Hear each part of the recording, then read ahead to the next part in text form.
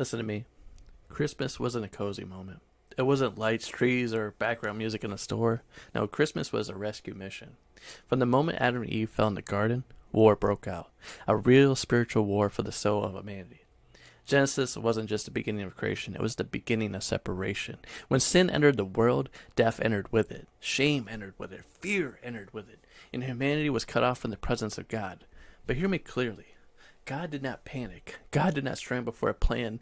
The plan was already written. Before the serpent ever spoke, before the fruit was ever eaten, before the fall ever happened, Jesus was already the answer.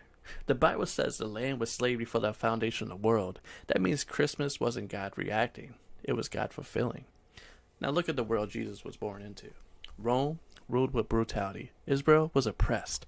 Religion had become ritual without relationship. The people were tired, broken, waiting, and silent. They had no prophet for 400 years that was having a voice from heaven. And instead of darkness, God stepped down. Not as a king on the throne, not with armies, not with lightning. He came as a baby, wrapped in flesh. Why? Because love doesn't force itself. Love comes near. The devil had already been cast out of heaven. The fallen angels, they already knew their fate. And from that moment on, their mission had been the same. Destroy God's children, distort God's image, and separate humanity from God's presence. That's why Pharaoh tried to kill the babies. That's why Herod ordered the massacre. That's why hell shook the night Jesus was born. Because Satan knew, if the child lives, I lose. Jesus didn't come to teach morals. He didn't come to inspire. He came to take back what was stolen in Eden. Where Adam failed, Christ obeyed. Where Adam hid, Christ confronted. Where Adam brought death, Christ brought life. From a tree in garden to the tree on Calvary. This is why Christmas matters.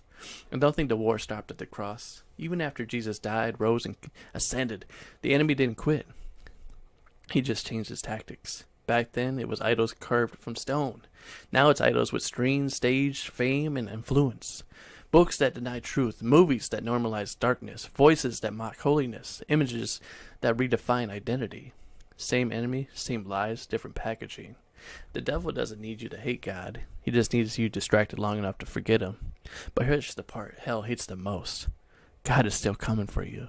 If he crossed eternity to reach a manger, if he endured nails to reclaim your soul, if he walked out of a grave to defeat death, what makes you think he won't chase you down right now? You're not too far gone. You're not forgotten. You're not disqualified. Christmas is proof that God refuses to leave you where you fell. The war is real. The enemy is active. But the victory was already won. And no matter how loud the world gets, no matter how dark it feels, the light still shines. And the darkness has never overcome it.